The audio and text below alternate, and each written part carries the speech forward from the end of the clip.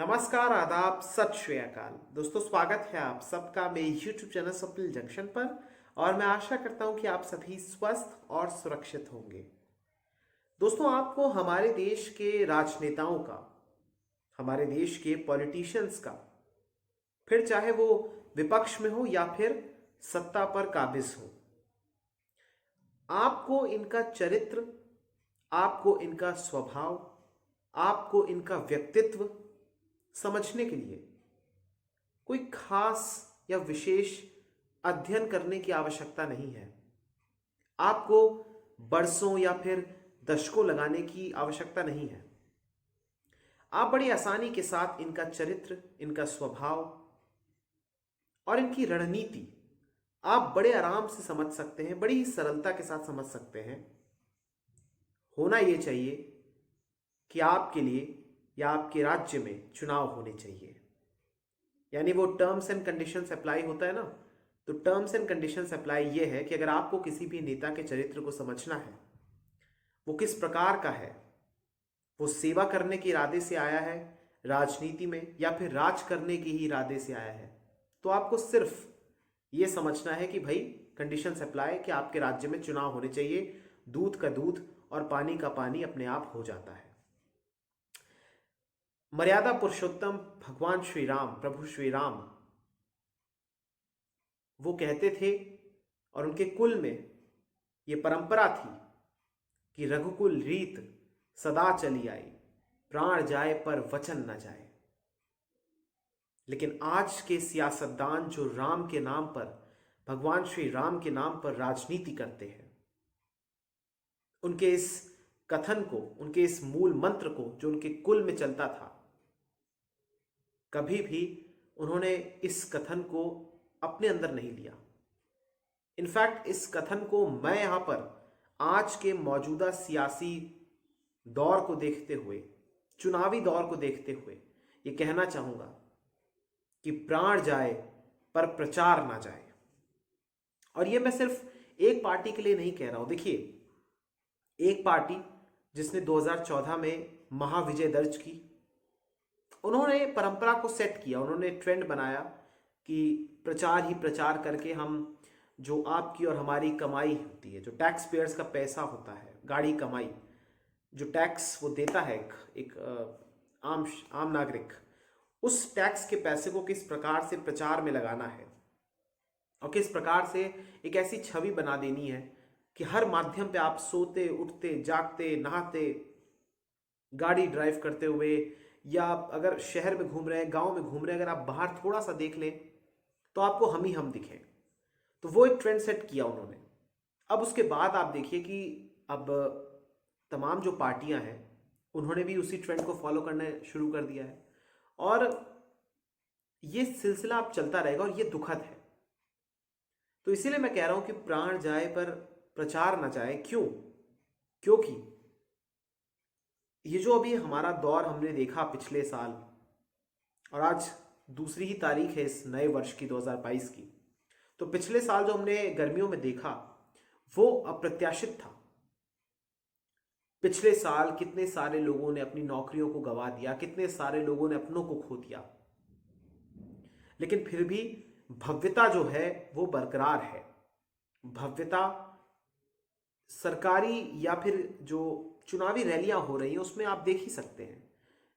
बाकायदा road shows निकाले जाते हैं, बाकायदा रथ यात्राएं निकाली जाती हैं, बाकायदा कैंपेन के लिए सॉन्ग्स बनाए जा रहे हैं। तो ये दर्शाता है कि किस प्रकार से हमारे देश की राजनीति आज अपने सबसे बुरे दौर से गुजर रही है, जिसमें एक राजनेता के भीतर की संवेदनशीलता मर चुकी है।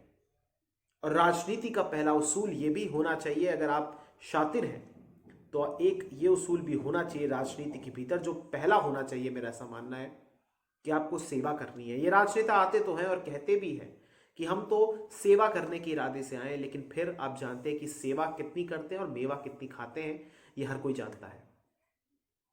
और अभी हाल ही में चुनाव आयोग ने जो यूपी का दौरा किया और फिर उसके बाद राजधानी लखनऊ में जो प्रेस कॉन्फ्रेंस की, उसमें तो ये स्पष्ट एक प्रकार से संकेत दे दिए कि चुनाव तो अपने तय समय पर ही होंगे और अगर यूपी के चुनाव होंगे तो जाहिर सी बात है कि जो अन्य 4 राज्य हैं उनके भी तय समय में ही चुनाव होंगे, यानी फरवरी मार्च में आपको ये चुनाव होते हुए दिखेंगे। तारीखों का जल्दी ऐलान हो जाएगा। यानी जिस समय देश में अब 20,000 को क्रॉस कर गए हैं मामले रोजाना, दैनिक आंकड़े, दैनिक केसेस कोरोना के, ओमिक्रॉन 1500 के आंकड़े को पार कर चुका है। उस दरमियान, उस दौर में भी, और ये बात नहीं है कि अभी हम पहली वेव से गुजरे, हम दूसरी वेव को देख चुके हैं। हमने पश्चिम बंगाल समेत जो राज्यों के चुनाव थे उनको देखा, हमने जो पंचायत चुनाव हुए उत्तर प्रदेश में उनको देखा, और उसके बाद किस प्रकार से लहर आई वो हमने देखा। लेकिन फिर भी उन तमाम चीज़ों से सीख ना लेते हुए आज फिर से हम उन्हीं गलतियों को अगर दोहराने के लिए खड़े हैं तो फिर शायद हमसे बड़ा या तो बुद्धिमान कोई नहीं है या हमसे बड़ा मूर्ख कोई नहीं है। अब आप ये निर्णय लीजिए कि हम क्या हैं और हमारे सियासतदान क्या हैं, हमारे जो एजेंसियां हैं वो क्या है, जो चेक एंड बैलेंस करती हैं वो क्या है। क्योंकि ये तो साफ तौर पर हर कोई कह रहा है कि इस लहर में जो तीसरी वेव अब शुरू हो चुकी है, अब कोई माने या ना माने, ये आंकड़े इस बात की पुष्टि कर रहे हैं। वो अपने अपने व्यक्तिगत तौर पर ये निर्भर करता है कि कौन कितने आंकड़ों को बड़ी वेव मानता है, कौन कितने आंकड़ों को कहता है अरे अरे ठीक है चलता है, ये तो होता रहेगा, ये तो हमारे पास तो हो नहीं रहा। तो ये अब बात व्यक्तिगत पे आ गई। लेकिन सच्चाई ये है कि भारत के भीतर भी तीसरी वेव शुरू हो गई है। और जिस प्रकार से पहली 2 वेव्स में हमने देखा कि जब अमेरिका, ब्रिटेन, यूरोप में जब तबाही मचती थी तो उसके बाद जाहिर सी बात है भारत में भी मची। और इस प्रकार से अभी भी यही हो रहा है, क्योंकि अमेरिका और यूरोप अपने सबसे बुरे दौर से इस समय गुजर रहे हैं और अब भारत की भी उस प्रकार से हालात वहाँ पर हमारे यहाँ भी बदतर होना शुरू हो गए। लेकिन फिर भी चुनाव प्रचार अभी भी अपने शिखर पर नहीं पहुंचा है, लेकिन वो शिखर से नीचे भी नहीं है, क्योंकि लगातार रोड शोज हो रहे हैं।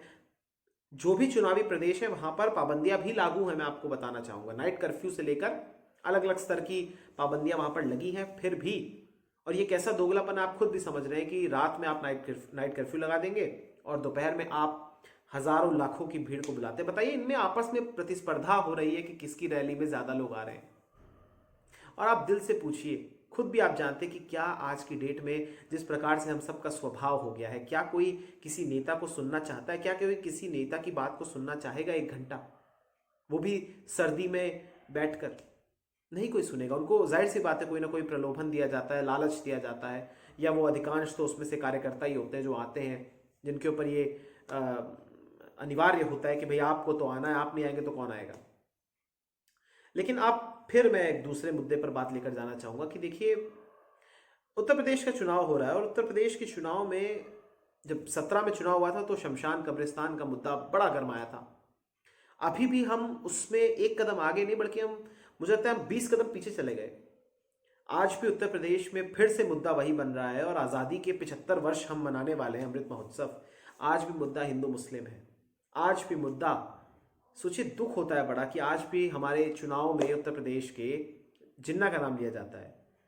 क्या आपने सुना कि पाकिस्तान के पंजाब में अगर चुनाव है और महात्मा गांधी का नाम लिया जा रहा हो या भगत सिंह जी का नाम लिया जा रहा हो, गांधी जी का, भगत सिंह जी का, या सुभाष चंद्र बोस जी का नाम लिया जा रहा हो, वहां नहीं लिया जाता। लेकिन हमारे यहाँ ज्यादा ही आप कह लीजिए कि जिन्ना को श्रद्धांजलि दी जाती है। अच्छा वो छोड़िए, फिर हिंदू और हिंदुत्व पे बात आ जाती है। फिर बात आ जाती है मंदिरों पर कि काशी, अयोध्या हमने बना दिया, काशी भी बना दिया, अब मथुरा की बारी है। इससे क्या होता है? देखिए सीधी सी बात है, देखिए बड़ा आसान होता है कि आप धर्म के आश्रय, धर्म के सहारे आप जनता को उत्तेजित कर दें। और ये दोनों साइड की जनता होती है। आप जिस धर्म के पक्ष में बोल रहे हैं उस साइड की जनता भी आक्रोशित हो सकती है, उत्तेजित हो सकती है। आक्रोशित नहीं बल्कि उत्तेजित हो सकती है, खुश हो सकती है। और जो जिसको आप नहीं बोल रहे हैं उस साइड की जनता तो डेफिनेटली उसमें एक बड़ा वर्ग होगा जो कि आक्रोशित हो सकता है, जिसको आप कहते हैं कि अराजक तत्व जो होते हैं। और फिर वो नफरत का जो बीज होता है उसकी खेती होने लग जाती है। वो बीज तो पहले से ही बोया हुआ है, वो पौधा भी बन चुका है, वो पेड़ बनने की कोशिश हो रही है, फिर वो धीरे धीरे जंगल बन जाएगा। और ऐसे भाषणों पर मुझे हैरत होती है कि कोई भी जो चेक एंड बैलेंस करने वाली एजेंसीज हैं, चाहे फिर आपके न्यायालय हो या फिर आपके एजेंसीज नहीं कहना चाहिए, मैं संस्थान कहूँगा, इंस्टीट्यूशन कहूँगा, चाहे न्यायालय हो, चाहे इलेक्शन कमीशन हो, कोई भी इस प्रकार से आपत्ति नहीं अपनी करता दर्ज। खुले आम सार्वजनिक मंचों से धमकी दी जाती है। ये दोनों तरफ की मैं बात कर रहा हूँ, चाहे असदुद्दीन ओवैसी हो, चाहे बीजेपी हो, चाहे समाजवादी पार्टी हो, चाहे कोई भी दल हो। तो मेरा ऐसा मानना है कि एक तो बड़ा गलत हो जाता है ये कि हम अपने देश में ना नेताओं को बहुत ज़्यादा इज्जत दे देते हैं दोस्तों। हम अपने देश में कहते हैं कि भाई उत्तर प्रदेश में या इन तमाम राज्यों में जो जीतेगा ये एक सेमीफाइनल है, फिर 24 का ये सेमीफाइनल है, 24 का एक प्रकार से इसमें बड़ा प्रभाव पड़ेगा। ठीक है, प्रभाव पड़ेगा, उसमें कोई उससे मना नहीं कर रहा हूँ, लेकिन एक राजनेता को या एक चुनाव को लार्जर देन लाइफ पेश करने से फायदा पता है किसका होता है? उस राजनेता का होता है। हमारे देश में, या आप नॉर्मल सी आप बात देखिए, डेमोक्रेसी की, लोकतंत्र की परिभाषा क्या होती है? For the people, of the people, by the people. जब से होश संभाला है मैंने, जब से आप लोगों ने भी होश संभाला होगा, तब से आप यही परिभाषा सुनते आ रहे होंगे, याद भी आपको होगी।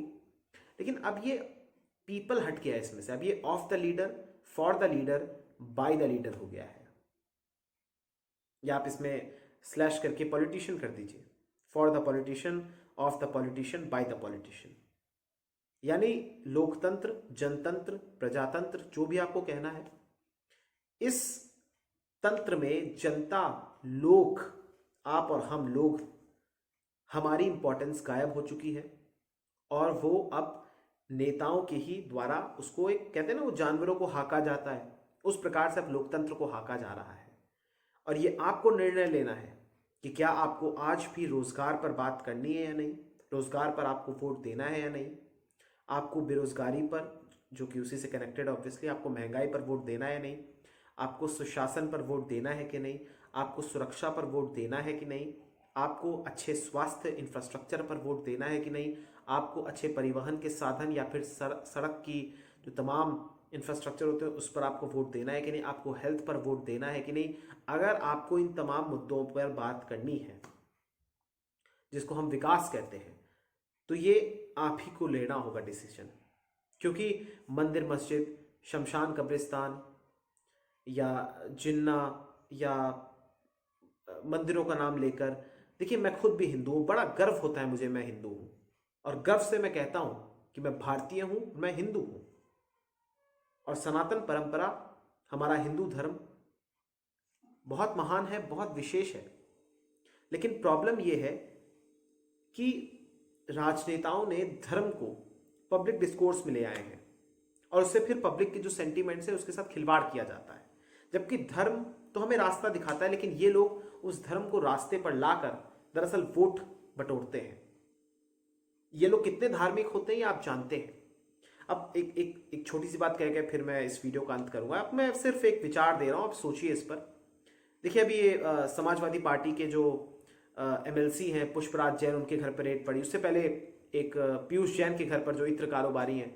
अब ये संयोग तो नहीं हो सकता ना कि दोनों के दोनों इत्र कारोबारी हैं और दोनों के दोनों कन्नौज से हैं। और फिर सबसे बड़ा संयोग तो ये भी हो सकता है, अब कुछ लोग कहेंगे कि भाई ये तो नेचुरल प्रोसेस है, रेगुलर प्रोसेस है, लेकिन चुनाव से पहले ये सारी चीजें क्यों होती हैं? ये तो फिर टाइमिंग पर तो सवाल उठेंगे ना। पूरे वर्ष में आपने रेड नहीं डाली, आपने बंगाल में रेड डाली चुनाव से पहले, आपने उत्तर प्रदेश के चुनाव से पहले भी यहां पर रेड डाल दी, और फिर आपको पता है कि यूपी सबसे महत्वपूर्ण है तो आपने यूपी में रेड डाली, आप उत्तराखंड में डालिए, फिर आप पर सवाल उठेंगे। तो बेसिकली बात यही है ना कि चुनाव से पहले जब आपको लगता है कि आपके पास सारे दांव पेच हो सकता है फेल हो जाएं, हो सकता है उस तरीके से ना चल पाए, आपके जो तरकश में तमाम तीर हैं वो हो सकता है उस सही निशाने पे ना पहुंचे, तो आप फिर जो ये सरकारी एजेंसी है इनका आप दुरुपयोग करते हैं। तो ये तो सत्य है। और फिर वो तोते वाला कथन मुझे याद आता है। इन सब से बचना चाहिए। और सवाल ये भी है, मैं आपको एक विचार दे रहा हूं कि आज की डेट में भारत के भीतर चुनाव लड़ना आसान नहीं है। जो भी पार्टी चुनाव लड़ती है वो अपने, जितना वो इलेक्शन कमीशन को दिखाती है, रिकॉर्ड देती है, जितना फंड होता है उसमें सेट कि भाई आपको इतना ही देना है, आपको इतना ही यूज करना है, वो तो यूज होता ही नहीं। उससे भी कई गुना बढ़ के जो धनराशि होती है उसकी धन वर्षा होती है। भाई तभी तो आप वोट खरीदते हैं। इस देश में मैं आपको सच्चाई बता रहा हूं, अब इस देश में वोट बहुत ही कम लोग होंगे जो वाकई में मन से वोट दे रहे होंगे, क्योंकि सबको दिख रहा है कि कौन किस प्रकार से किन चीज़ों पर हथियार आए चीज़ों को, और जो दूसरा भी आएगा वो भी फिर उसी ट्रेंड को फॉलो करेगा। वो कोई एक प्रकार से सतयुग से नहीं आएगा, वो भी इसी कलयुग का आदमी होगा। तो अब ये हताशा, ये निराशा, ये उदासीनता जो जनता के भीतर है, इसको हटाने के लिए आपको ही आगे आना पड़ेगा, क्योंकि ये नेता लोग कभी सुधरने वाले नहीं है। इनके मन में ये है कि भाई आपको जैसे हाकेंगे आप हाँकते चले जाएंगे, एक जानवर की तरह, आप कुछ नहीं बोलेंगे। लेकिन अगर आप इंसान हैं, अगर आप एक जागरूक नागरिक हैं, तो आपको फिर उन मुद्दों को तिरस्कार करना होगा जो मुद्दे ये लोग उठाते हैं। क्योंकि धर्म को सामने रखकर रैलियों में बड़े बड़े नारे लगाकर आप जनता को अपने वश में कर सकते हैं, और बड़ा सरल भी होता है, लेकिन विकास करना बड़ा कठिन होता है।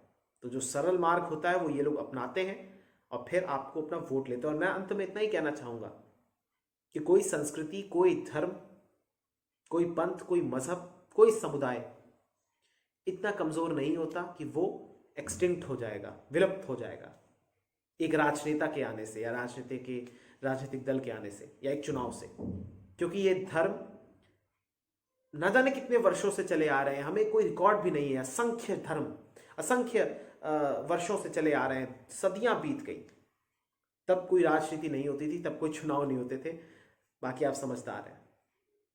और एक बात याद रखिएगा कि जब भी मुसीबत आएगी तो आपके आसपास के लोग ही आपको बचाएंगे। उस्मान भाई को कोई ना कोई शंकर बचाएगा, और रमेश भाई को हो सकता है कोई ना कोई शोएब भाई बचाए। भारत की तो पहचान, भारत का तो डीएनए ये है कि हम सबको साथ में लेकर चलते हैं, और यही हमारी विशेषता है। और संविधान में भी ये लिखा है, इसीलिए हम धर्मनिरपेक्ष हैं। और भारत की संप्रभुता, भारत की शक्ति इसी में है कि हमारे जो इस भारत देश, जिसको आप बगीचा कह सकते हैं, अगर आप बगीचे के रूप में इसको आप कल्पना कीजिए, तो इसके भीतर जो अलग अलग फूल हैं, चाहे वो फिर अलग अलग धर्मों के हों, अलग अलग जातियों के हों, ये जब एक साथ एक बाग में होते हैं तभी इस बाग की खूबसूरती में चार चांद लगते हैं।